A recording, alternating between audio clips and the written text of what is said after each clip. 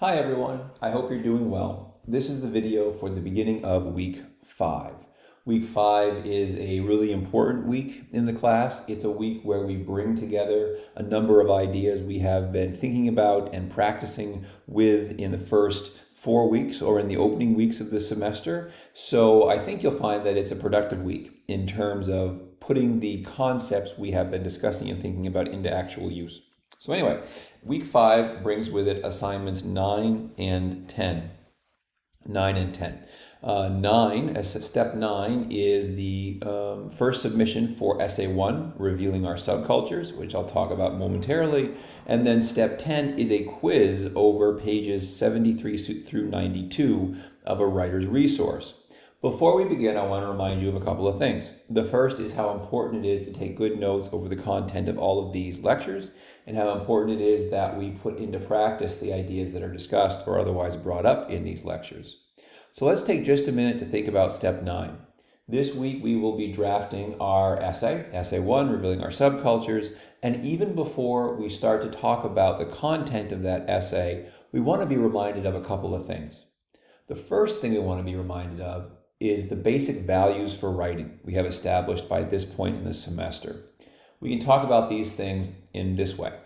We have established the value of writing in multiple paragraphs, and we have our submissions. We've discussed the value of making sure that all of our paragraphs show engagement with our course texts through the quotation or paraphrasing of information that we also cite. So you should be citing at a minimum once per paragraph, and you should be citing in a way that you take the time to explain how the cited material is relevant to whatever it is you're talking about in the paragraph. We can think about those things, and then we can also think about our more specific values for writing that come from our reading in a writer's resource, in particular our reading that related to the concept of standard written English or academic English. And we can break that down into 4 basic categories. The writing that you produce for me needs to be formal, that is, it needs to be proofread. The writing that you produce to me needs to have complex syntax, which means to have various sentence types in the writing, okay, and to be writing in complete sentences. The writing that you produce for me needs to contain expanded vocabulary, and expanded vocabulary simply means some of the course-specific terms we have been considering in fieldworking and also a writer's resource. And the writing that you produce for me needs to have the culturally specific usage pattern of citation. Okay, so we need to make sure that we are citing frequently. We need to think about those 4 basic values as we turn towards Step 9. Now, I'm not going to read through Step 9 completely because, as you will see, there is already some video guidance for you to review that relates to Step 9, but there's a couple of things I can draw your attention to. First is the idea that this work is designed to take a significant amount of time, probably at least 2 hours. The other thing I want to draw your attention to is that 400 to 500 words is a minimum length. So you're kind of barely getting by at that level. So if you go longer than that, that's perfectly fine. It's perfectly reasonable. The third thing I want to draw your attention to is that when we encounter instructions in college or when we encounter instructions in a writing prompt, it's really important that we understand what we are being asked to do and that we make use of the terms that are brought up in the prompt when we complete our writing. So for example, you'll notice that the first sentence here is asking you to describe a journey into a subculture. Well, that means that your essay should be making use of the term journey and it should be making use of the term subculture. We need to be reminded that when we use terms like subculture, we don't use them to mean whatever we want. We use them in ways that are consistent with the definition in our textbook. If you look on page 5 of fieldworking, you will see that subcultures are described and discussed with several basic terms, among them insider phrases, behaviors, values, beliefs, and other terms, rituals, for example. That means that when you're describing your subculture, I expect you to make use of these terms. Talk about the values that people have, the beliefs they share, the insider phrases they use, the rituals that are specific to the subculture. That's all really important in terms of the writing you produce here. Also notice the assignment is asking you to do a few other things.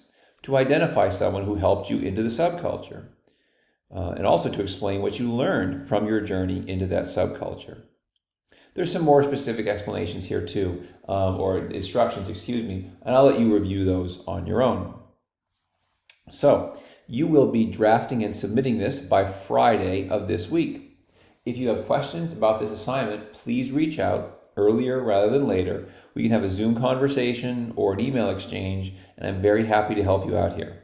Okay? Or a phone call, of course, if you prefer that. But that's step 9, and that's coming up this week.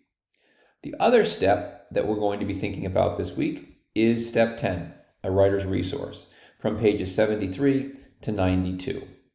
And one of the things I want to draw your attention to is that when we are reviewing material for a quiz, it's very important that we read and annotate the material carefully, slowly, before we attempt the quiz. I'll say that again.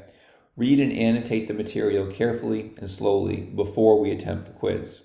If we don't do that, we're likely to make mistakes that we otherwise would not make. Okay?